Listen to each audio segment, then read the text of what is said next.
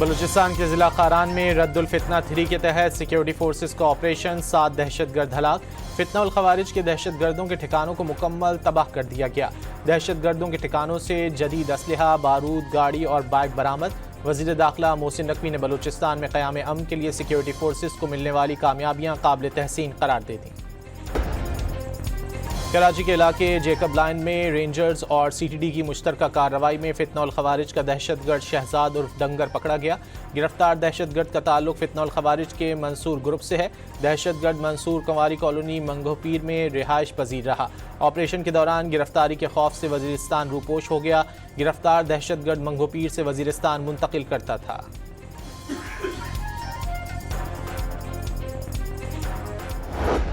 Article موجود ہے صوبے بنانے پر۔ اگر صوبہ بنانا کفر تھا، حرام تھا، غداری تھا تو آئین میں کیسے درج ہے؟ ہاں، اس کو بنانے کے طریقے میں بات ہو سکتی۔ ہم سمجھتے ہیں صوبے کو اختیار دینا خود کانفلکٹ آف انٹرسٹ ہے۔ ایم کیو ایم کے چیئرمین خالد مقبول صدیقی نے نئے صوبے کا مطالبہ آئین کا تقاضا قرار دے دیا۔ واضح کیا کہ اگر صوبہ بنانا کفر اور غداری ہے تو آئین میں کیوں درج ہے؟ نئے صوبوں پر سیاسی جماعتوں سے بات چیت کرنے کا اعلان کر دیا۔ موجودہ نظام عوام کو مجبور بنا رہا ہے۔ پاکستان چلانے کا واحد طریقہ انتظامی یونٹس کا قیام ہے۔ محسن نقوی کے بیان کی آئی ایس پی آر نے بھی تائید کی۔ مصطفیٰ کمال کی پریس کانفرنس۔ فاروق ستار کے مطابق سندھی بھائیوں کے اصل دشمن جاگیردار اور وڈیرے ہیں۔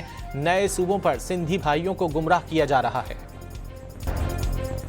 وزیر اعظم کے مشیر برائے سیاسی امور رانا ثناء اللہ کا کہنا ہے کہ نئے صوبوں کے حوالے سے اب تک کوئی پلان نہیں بنایا گیا۔ 12، 32 اور 20 صوبے بنانے کی باتیں ہو رہی ہیں۔ رانا ثناء کے مطابق مقتدرہ نے ابھی تک حکومت سے صوبوں کے معاملے پر کوئی گفتگو نہیں کی، نہ ہی یہ معاملہ ابھی تک کابینہ یا پارلیمنٹ میں زیر بحث آیا۔ جو وفاقی وزراء نئے صوبوں کا قیام چاہتے ہیں وہ کوئی فارمولہ تحریری شکل میں سامنے رکھیں۔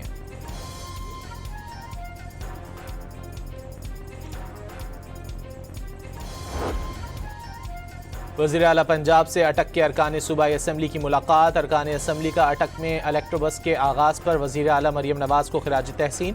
مثالی گاؤں پروجیکٹ کے تحت دیہات کی اپ گریڈیشن انقلابی اقدام قرار دے دیا۔ وزیر اعلیٰ پنجاب مریم نواز نے صفائی ستھرائی کے بعد صوبے بھر کے تمام شہروں میں پینے کا صاف پانی مہیا کرنے کے عزم کا اظہار کیا۔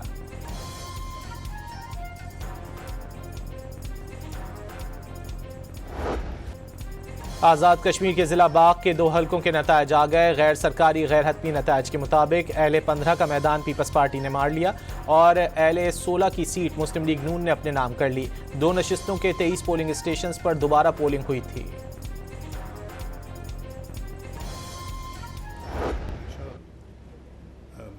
مخالفین کے ساتھ اچھا سلوک کیا ہے۔ سیاست میں مخالفتیں ہوتی ہیں لیکن ان مخالفتوں کو اتنا آگے نہیں جانا چاہیے کہ جہاں دشمنی میں منتقل ہو جائے، تو یہ مناسب نہیں ہے۔ آزاد کشمیر کا ماحول ہمیشہ بہت اچھا رہا ہے، ریاست کا ماحول افہام و تفہیم کا رہا ہے۔ سیاسی مخالفت کو دشمنی میں نہیں بدلنا چاہیے۔ امید نہیں تھی پیپلز پارٹی کی طرف سے شکایت کا موقع ملے گا۔ نون لیگی صدر نواز شریف کا آزاد کشمیر کی پارلیمانی پارٹی کے اجلاس سے خطاب۔ کہا آزاد کشمیر میں حکومتوں نے اپنا فرض ادا نہیں کیا، عوام کی امنگیں پوری نہیں ہوئیں تو موجودہ حالات پیدا ہوئے۔ آزاد کشمیر میں عوام کی فلاح و بہبود ترجیح قرار دے دی۔ پیپلز پارٹی گلگت بلتستان میں جیتی تو دھاندلی کی بات نہیں کی، آزاد کشمیر میں ہاری تو دھاندلی کا الزام لگا دیا۔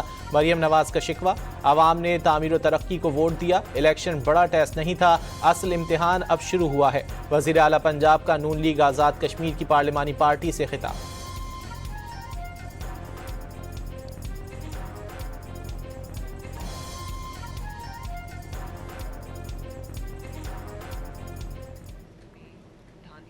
الزامات لگائے مسلم لیگ نون پر، اور جہاں تک وہ جیت گئے گلگت بلتستان پہ، وہاں دھاندلی کے الزامات نہیں لگے، جہاں پہ وہ ہارے وہاں پر دھاندلی کے الزامات لگے۔ لوگوں نے، مجھے لگتا ہے کہ آزاد کشمیر کے لوگوں نے بہت غور سے نہ صرف تقاریر سنی بلکہ منشور پہ غور کیا، اور جن کے پاس دینے کے لیے، آفر کرنے کے لیے کچھ نہیں تھا، لوگوں نے ان کو ریجیکٹ کیا۔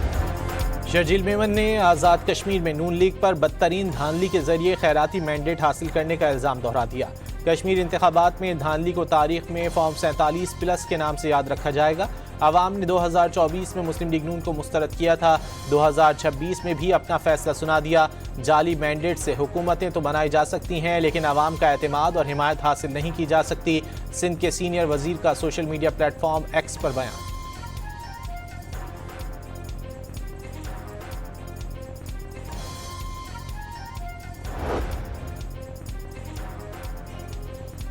پیپلز پارٹی کی سینیٹر پرویشا خان نے الزام عائد کیا ہے کہ کشمیر میں بار بار ری پولنگ کرا کر دھاندلی کرنے کی کوشش کی گئی۔ پی پی نے زبانی الزامات نہیں لگائے، ثبوت کے ساتھ شکایات جمع کروائی ہیں۔ پنجاب کے عوام سی سی ڈی کے خوف سے ڈرے ہوئے ہیں، کشمیر کو سی سی ڈی کے حوالے نہیں ہونے دیں گے۔ سندھ پر تنقید کرنے سے پہلے سندھ کے اسپتالوں کا موازنہ پنجاب کے اسپتالوں سے کر لیں۔ راولاکوٹ میں کالعدم ایکشن کمیٹی کے مسلح کارندوں پر فائرنگ اور حملے جاری۔ مسلح کارندوں نے سیکیورٹی فورسز پر جدید اسلحے اور دستی بموں سے حملہ کیا۔ حملہ آوروں نے پولیس چوکی پر دستی بم بھی پھینکے جس سے فرنٹیئر کانسٹیبلری کا مشتاق زخمی ہو گیا۔ زخمی اہلکار کو فوری طور پر سی ایم ایچ راولاکوٹ منتقل کر دیا گیا۔ راولاکوٹ کے نواحی علاقوں میں کالعدم تنظیم کے مسلح حملوں میں سیکیورٹی فورسز کے 5 اہلکار زخمی ہو چکے ہیں۔ پاکستان کے پرچم کو آزاد کشمیر میں سربلند رکھنا سردار زاہد اور اکرم منصف کا جرم بن گیا۔ 13 اگست کو راولپنڈی سے راولاکوٹ جاتے ہوئے سردار زاہد اور سردار اکرم کو کالعدم ایکشن کمیٹی کے مسلح کاروں نے اغوا کر لیا۔ بھارتی ایجنڈے پر کاربند کالعدم ایکشن کمیٹی نے نظریہ پاکستان کی حمایت کے جرم میں دونوں نوجوانوں کو اغوا کر لیا۔ لواحقین نے مقامی وفود اور قانون نافذ کرنے والے اداروں سے کالعدم تنظیم سے رہائی دلانے کی اپیل کی ہے۔ کالعدم جوائنٹ ایکشن کمیٹی کے پرتشدد بیانیے کی مذمت اور لاتعلقی کا سلسلہ جاری۔ 9 جون کو احسان شبیر، راجہ سلطان اور 21 جون کو ایڈوکیٹ راجہ امجد علی خان نے کالعدم ایکشن کمیٹی سے لاتعلقی کا اعلان کیا۔ اب تک کالعدم جوائنٹ ایکشن کمیٹی کے متعدد افراد علیحدگی اختیار کر چکے ہیں۔ کالعدم کمیٹی سے لاتعلقی کا اظہار کرتے ہوئے حجیرہ گوبر کے رہائشی محمد عابد نے جوائنٹ ایکشن کمیٹی سے ہتھیار ڈالنے کا مطالبہ کیا ہے۔ فیلڈ مارشل عاصم منیر نے سابق فوجیوں کا تجربہ اور رہنمائی قیمتی ادارہ جاتی اثاثہ قرار دے دیا۔ یوم آزادی کے موقع پر چیف آف ڈیفنس فورسز کی جانب سے سابق فوجیوں کے اعزاز میں استقبالیہ، بڑی تعداد میں ریٹائرڈ فوجی افسران اور جوان شریک ہوئے۔ فیلڈ مارشل نے ملکی دفاع کے لیے سابق فوجیوں کی خدمات اور کردار کو سراہا۔ سابق فوجیوں کا پاک فوج کی قیادت پر اعتماد کا اظہار، ابھرتے سیکیورٹی چیلنجز سے نمٹنے کے لیے فوج کی مسلسل حمایت کا اعادہ۔ انشاءاللہ تعالی کل 16 اگست ہے اور بھرپور طریقے سے ہم جائیں گے، بڑا مارچ کرتے ہوئے پہنچیں گے، جگہ جگہ سے لوگ آئیں گے، پور طریقے سے ہم پہنچیں گے سی ایم ہاؤس پہ لاہور میں اور باقی گورنر ہاؤسز پہ، کراچی میں، پشاور میں، کوئٹہ میں انشاءاللہ، اور اللہ نے چاہا تو یہ ایک سکسیسفل ہماری جد و جہد ہوگی۔ جماعت اسلامی کا پیٹرولیم لیوی کے خلاف آج شام 4 بجے لاہور میں وزیر اعلیٰ ہاؤس اور کراچی، پشاور اور کوئٹہ میں گورنر ہاؤسز پر دھرنوں کا اعلان۔ پرامن احتجاج پر یقین رکھتے ہیں، حکومت نے رکاوٹ ڈالی یا مہم جوئی کی تو پلان بی تیار ہے، حافظ نعیم الرحمان کا انتباہ۔ پیٹرول اور ڈیزل کی قیمتوں میں شہریوں پر ٹیکسوں کا بھاری بوجھ۔ پیٹرول کے 1 لیٹر میں 40% لیوی، ٹیکس اور مارجن شامل۔ ڈیزل کے 1 لیٹر پر 31.82% لیوی، ٹیکس اور مارجن کی وصولی۔ 1 لیٹر پیٹرول میں 130 روپے 23 پیسے لیوی، ٹیکس اور مارجنز کا حصہ۔ 1 لیٹر ڈیزل میں 120 روپے 10 پیسے لیوی، ٹیکس اور مارجن عائد۔ پیٹرول کی فی لیٹر لاگت 195 روپے 50 پیسے بنتی ہے۔ پیٹرول کی فی لیٹر قیمت 325 روپے 43 پیسے مقرر ہے۔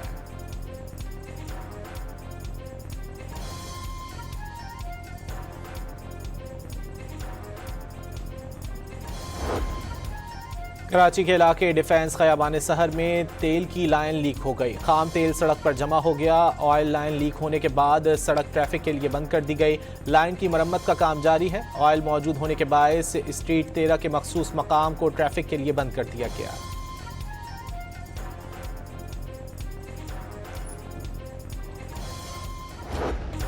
کراچی میں نوجوان تاجر میر رضا کے قتل کیس کی تفتیش میں تیزی۔ تحقیقاتی ٹیم میں 2 نئے ارکان کا اضافہ۔ جیو فینسنگ پر عبور رکھنے والے ڈی ایس پی حنیف اور ماضی میں کئی پیچیدہ کیسز نپٹانے والے انسپیکٹر غلام نبی آفریدی ٹیم میں شامل۔ تحقیقاتی ٹیم کے سربراہ ڈی آئی جی عامر فاروق کے حکم پر لاش ملنے کے مقام اور گیسٹ ہاؤس پر مستقل پولیس اہلکار تعینات کر دیے گئے۔ تحقیقاتی کمیٹی کو جائے وقوع سے ملنے والی بوتلوں اور مٹی کی فورینزک رپورٹ کا انتظار۔ ایران کا قطر پر 3 ایرانی پائلٹوں کو حراست میں رکھنے کا الزام، سفارتی کوششوں کے باوجود ان تک رسائی نہ دینے کا دعویٰ۔ ایرانی فوجی حکام کے مطابق 2 مارچ کو قطر میں امریکی فوجی اڈے پر حملے کے بعد لاپتہ ایرانی فضائیہ کے 3 پائلٹس کو قطری فورسز نے گرفتار کر لیا تھا۔ ایرانی فوجی حکام کا ریڈ کراس کو خط، پائلٹس کی حالت معلوم کرنے اور ان کی رہائی کے لیے فوری اقدامات کا مطالبہ۔ قطر نے ایرانی پائلٹس کو حراست میں رکھنے کی تردید کر دی۔ قطری وزارت خارجہ کا کہنا ہے کہ ایرانی پائلٹس نے رواں سال قطری فضائی حدود کی خلاف ورزی کی تھی۔ قطری وزارت خارجہ کے مطابق امدادی ٹیموں نے ایک پائلٹ کی باقیات دریافت کی تھیں۔ وائٹ ہاؤس کا چین کی جانب سے امریکی ٹیرف سے بچنے کے لیے بڑے پیمانے پر تجارتی دھوکہ دہی کا دعویٰ۔ رپورٹ کے مطابق چینی اشیاء بھارت اور اسرائیل سمیت 40 سے زائد ممالک کے ذریعے امریکہ لائی جاتی ہیں تاکہ ان پر ٹیرف عائد نہ کیا جا سکے۔ اس طرح $300 ارب تک بچائے جا رہے ہیں۔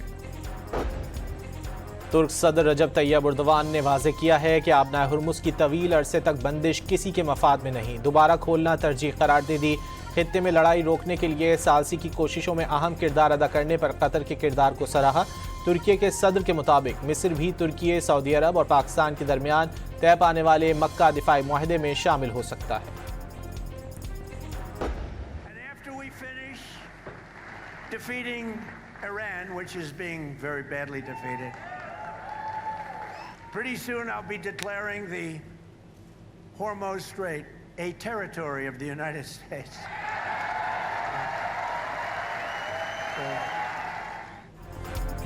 صدر ٹرمپ کی جانب سے آبنائے ہرمز کو جلد امریکی علاقہ قرار دینے کا اعلان کرنے کے بیان پر وائٹ ہاؤس کا یو ٹرن، امریکی صدر کا بیان مذاق قرار دے دیا۔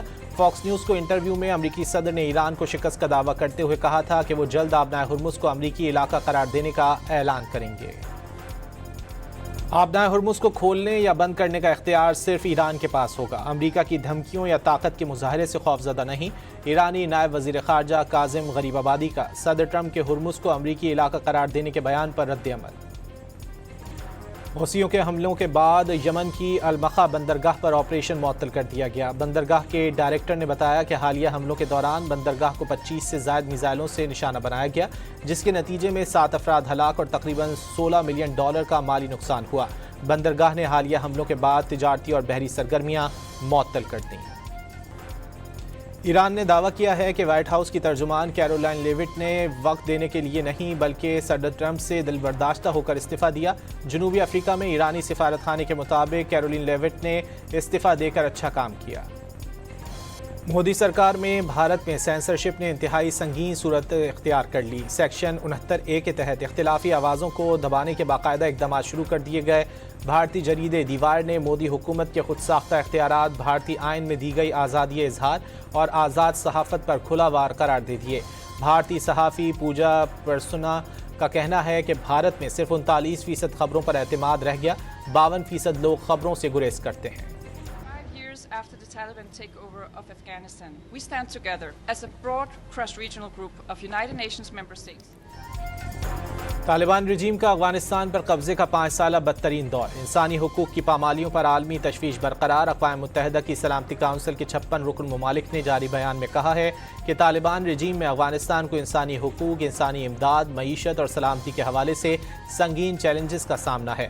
مشترکہ بیان میں افغان سرزمین پر موجود دہشت گرد گروہ کو علاقائی سلامتی کے لیے مشترکہ خطرہ قرار دیا گیا اور افغان سرزمین پر موجود دہشت گردی کرنے والی تنظیموں کے خلاف مؤثر اقدامات کا بھی مطالبہ کیا گیا۔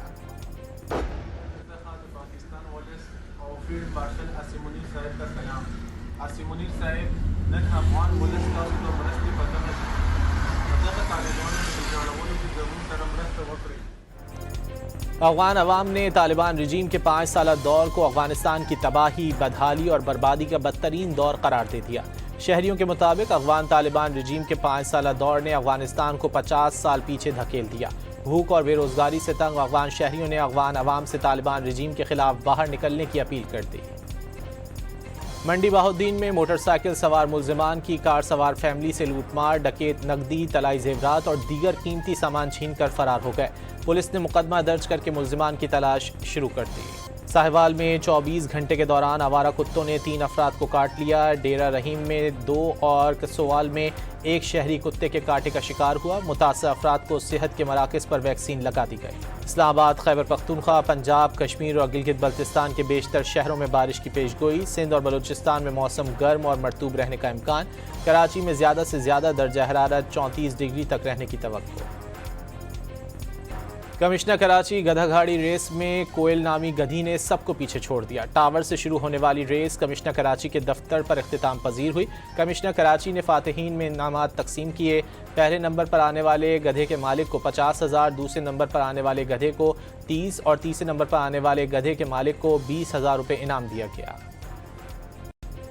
बांग्लादेश क्रिकेट टीम ने पहली मरतबा ऑस्ट्रेलवी सरजमीन पर कामयाबी हासिल करके नई तारीख रकम कर दी। बांग्लादेश ने पहले टेस्ट मैच में ऑस्ट्रेलिया को 9 विकेटों से शिकस्त दे दी।